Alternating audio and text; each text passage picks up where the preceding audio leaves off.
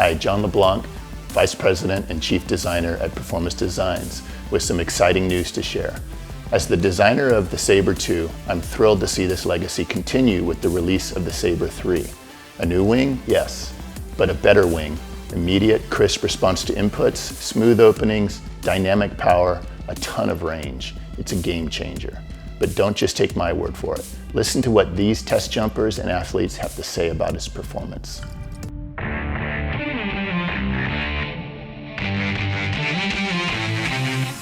On the 97, I was like, wow, this is really fun. I could do everything that I wanted to do with the Sabre2, a little bit more. So yeah, when you hit it right, you got a lot of Whoa, that's a Sabre3, and this is fun to fly. I didn't expect it to be so good.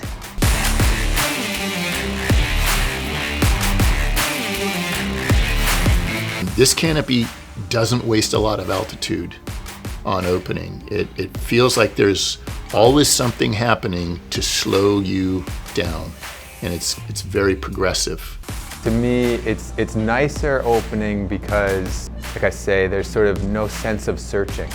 It feels like it just feels like as it opens, it just feels very solid. But I feel like it's almost even maybe just easier, you know, with the Sabre3. So this canopy you could think of as taking everything that we've learned about developing good rear riser characteristics from canopies like the Peregrine, the Valkyrie, and the Comp Velocity, and we've transferred what we've learned to this style of canopy, and we've been able to make that kind of performance, that kind of response and precision happen throughout the entire size range.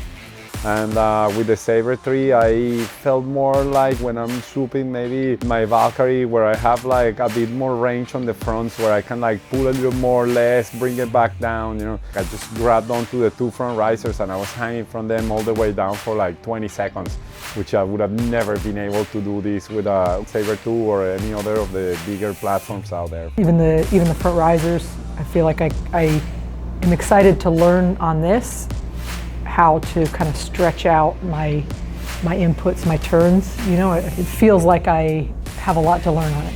You know, it's cool. in flight today with the Sabre3. Like we did loads of really cool things. We've been doing flocking, high performance turns, charging at each other. So really, really good.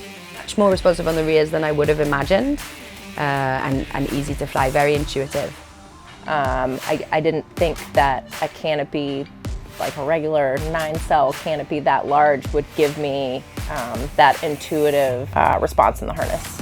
The flare that's one of the things that was sort of maybe most noticeable to me, is that I had a lot more at the bottom end, you know what I mean? And so if I wanted to shut it down, like there's always a little bit more to shut it down exactly as much as I needed. And if I needed more, it's there for me. It opens great, it flares great, it's great in turbulence. The beginning swooper, Sabre2 has been a good product for people who are wanting to move into swooping. And the Sabre3 is even better because the range of the fronts and the rears, the smoothness of the inputs of those fronts and the rears, and the depth of this flare. So, you know, you're looking at a jumper that's ready to start getting canopy coaching and moving into swooping on a 170 and then a 150. It's a great tool for them as well because the front riser pressure is very manageable. It's smooth, it's got a lot of performance, and it's easy to shut down and land effortlessly. I think transitioning from my Sabre2 to the Sabre3 will be very easy. I don't see any problem at all, any difficulty. I'm not intimidated by that change. I just feel like I'll want to learn the additional tools that are available to me, you know, and I'm looking forward to that. I think what we've ended up with is a much better wing that people who love their Sabre2s will still find familiar and fun to fly. I kind of felt like with this canopy, anything I wanted to do, I could do, and even like a little more than I would do with my Sabre2, you know? So if I want to dive, I can dive and a little bit more, you know? If I want to go into deep brakes, I can do that and a little bit more, you know? And I think that's pretty cool. That's what struck me the most about this canopy, is I could do everything that I wanted to do with the Sabre2, a little bit more, you know?